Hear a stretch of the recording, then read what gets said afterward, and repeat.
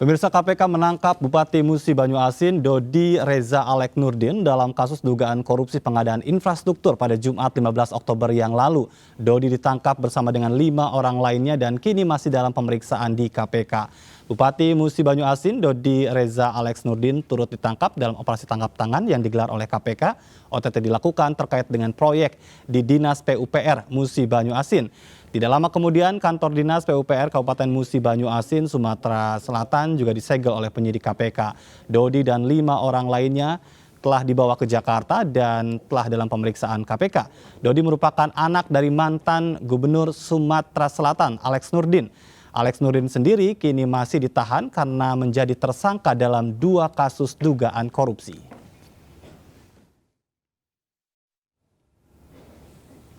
KPK masih mendalami temuan uang 1,5 miliar rupiah di dalam mobil Bupati Musi Banyuasin Dodi Reza saat penangkapan pekan lalu. Uang tersebut diduga merupakan suap dari Direktur PT Selaras Simpati Nusantara yang akan diserahkan kepada Dodi.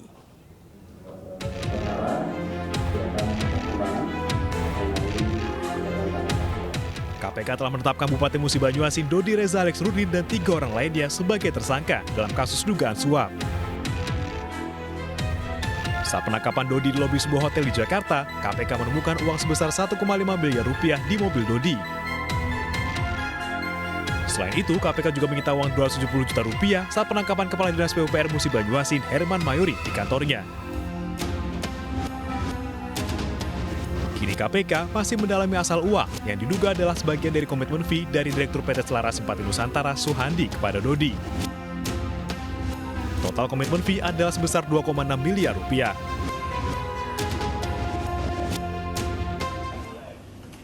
Total komitmen fee yang akan diterima oleh daerah dari SUH dari 4 proyek dimaksud sejumlah sekitar 2,6 miliar. Sebagai realisasi pemberian komitmen fee oleh SUH atas dimenangkannya 4 proyek paket pekerjaan di Dinas PUPR tersebut, diduga SUH telah menyerahkan sebagian uang tersebut kepada daerah melalui HM dan PU.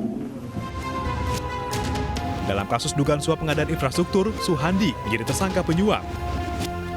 Sementara Herman Mayori dan Kabid SDA PPK Dinas PUPR Edi Umari menjadi perantara suap ke Dodi. Suap dilakukan Suhandi untuk mendapatkan 4 proyek di Kabupaten Musi Banyuasin. 4 tersangka ditahan selama 20 hari terhitung 16 Oktober 2021. Tim Liputan iNews melaporkan.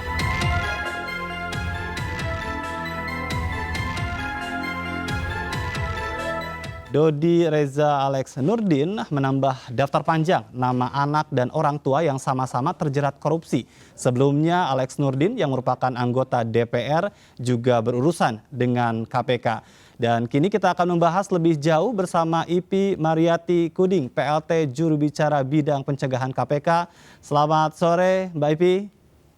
Sore Mas Ajat. Baik Mbak Ipi, ini tentu bukan kesengajaan ya. Ada bapak dan anak sama-sama harus berurusan dengan KPK.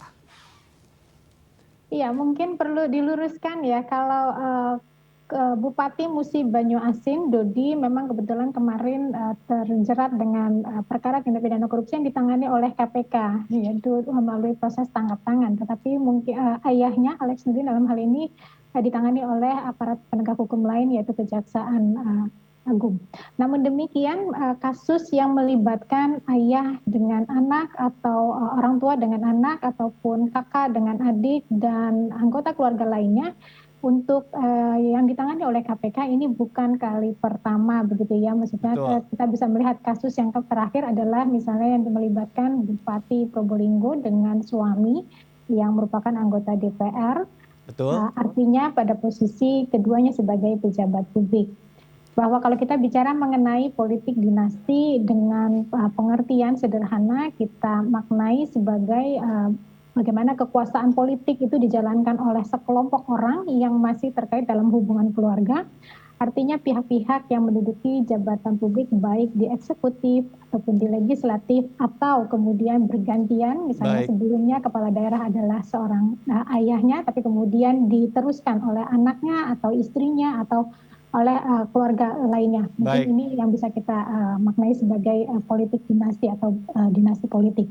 Ya, dari analisis KPK sendiri, Anda melihat sebetulnya sumber korupsinya itu dari mana, Mbak Ipi? Ya, yang pertama, kenapa mungkin praktek ini masih terjadi, saya kira yang pertama karena memang secara regulasi tidak ada aturan yang melarang bagaimana para politikus atau pejabat publik untuk kemudian dicalonkan atau memilih ataupun dipilih dalam jabatan publik meskipun misalnya anggota keluarganya sudah menduduki jabatan publik. Ini yang pertama. Ya. Yang kedua, sebenarnya kalau kita mau merunut lagi juga kenapa ini kemudian menjadi satu praktek yang banyak terjadi di banyak daerah. Realitasnya adalah memang kondisi ataupun aspek institusionalisasi partai politik kami melihatnya memang masih lemah. Gitu. Ini yang kemudian melalui upaya pencegahan korupsi, KPK melakukan beberapa kajian di sektor politik, termasuk salah satunya pada partai politik. Nah, bagaimana kaitannya dengan tadi menjadi celah pintu masuk korupsi? Iya. Dalam beberapa penanganan perkara yang KPK tangani, tadi misalnya bagaimana posisi kepala daerah yang kemudian digantikan oleh anak atau oleh pasangannya, baik istri maupun suami. Betul. Dalam prakteknya KPK menemukan bahwa sulit untuk kemudian dilakukan evaluasi ataupun perbaikan ketika jabatan publik atau kepala daerah itu kemudian diwariskan atau diteruskan gitu ya oleh anggota keluarga, sehingga objektivitas untuk dapat melakukan perbaikan itu rasanya sulit untuk dapat terjadi. Baik. Yang terjadi justru kecenderungannya adalah melanggengkan praktik yang sudah dilakukan oleh pendahulu sebelumnya. Ini setidaknya yang kami temukan di dalam kasus yang terakhir yang KPK sedang tangani saat ini, yaitu kasus Bupati Probolinggo. Kami menduga bahwa praktik jual beli jabatan misalnya itu sudah dilakukan dari sejak periode sebelumnya saat pasangan bupati menjabat sebagai kepala daerah. Baik. Mbak Ipi, selain penindakan, KPK kan juga dituntut untuk lebih memperbanyak bicara tentang pencegahan. Nah, kalau kita runut dari apa yang tadi disampaikan, pada saat ada turun-temurun kepemimpinan begitu, ada dinasti politik, pencegahan apa yang dilakukan atau ada treatment khususkah KPK untuk bisa langsung melakukan pencegahan supaya tidak terjadi? Yang faktanya di tahun ini saja ada banyak ya anak dan bapak yang terjerat kasus.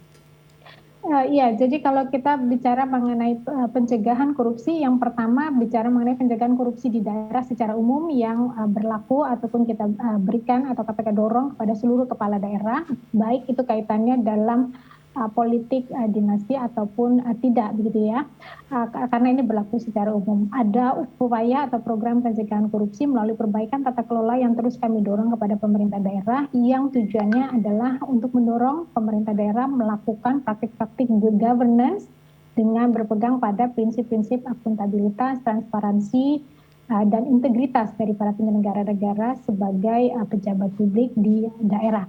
Ini yang pertama.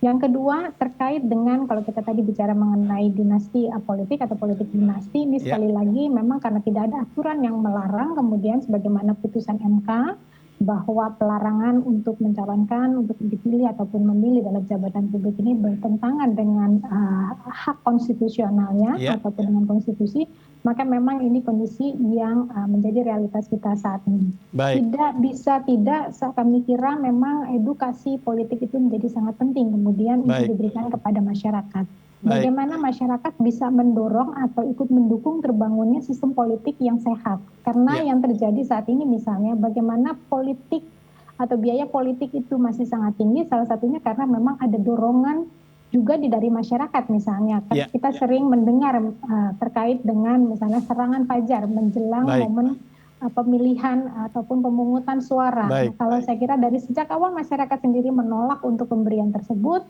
maka mungkin ini juga akan bisa menjadi salah satu pintu ataupun peluang untuk dapat menurunkan biaya politik yang tinggi yang harus ditanggung oleh para calon kepala daerah dalam kontestasi pilkada misalnya. Baik, Mbak Ipi, ini kan kembali lagi ya, ini pertanyaan yang mungkin juga menyuarakan publik, di mana kalau kita sudah tahu ini ada bapak turun ke anak begitu kan pada saat jabatan politiknya itu, bisakah KPK melakukan upaya yang lebih keras lagi untuk melakukan pencegahan? Karena kita sudah tahu nih ada penurunan atau politik dinasti, bisakah KPK masuk di situ? Karena yang diharapkan kan bukan ditangkap tapi dicegah begitu.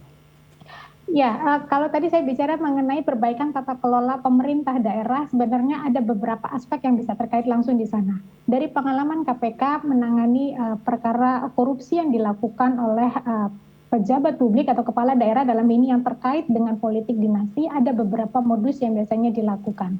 Yang pertama, kami menduga bahwa ketika pejabat daerah tersebut secara turun-temurun kemudian dijabat oleh anggota keluarganya, tadi praktek yang pertama adalah yang kami menduga akan sulit untuk kemudian dilakukan evaluasi secara objektif. Dan yang kedua, akan ada kecenderungan untuk melanggengkan praktek yang sudah dilakukan oleh pendahulu sebelumnya.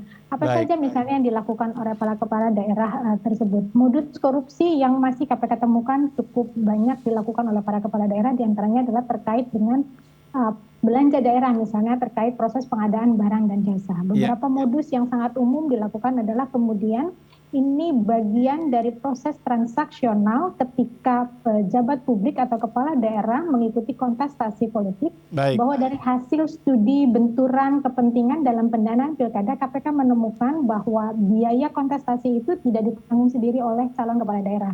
Dari hasil analisis laporan harta kekayaan calon kepala daerah, kami menemukan bahwa harta calon kepala daerah tidak mencukupi untuk membiayai kontestasinya yang demikian mahal. Namun kemudian membuka peluang adanya donatur ataupun pihak lain yang membiayai kontestasinya, dan salah satunya yang paling banyak justru adalah dari kalangan pengusaha. Baik, jadi artinya bahwa KPK melihat pada saat terjadi dinasti politik itu sangat besar kemungkinan juga terjadi dinasti korupsi, begitu ya Bu Ipi ya? Ya, karena kecenderungannya tadi makan sulit untuk kemudian dilakukan evaluasi dan dilakukan perbaikan, tetapi justru kami melihat ada kecenderungan untuk melanggengkan praktek itu. Jadi, terima kasih. Itu kemudian dilakukan. Terima kasih Mbak Ipi Mariati Kuding, PLT Juru Bicara Bidang Pencegahan KPK sudah bergabung bersama kami. Pemirsa, kami masih akan kembali, tetaplah di MNC News.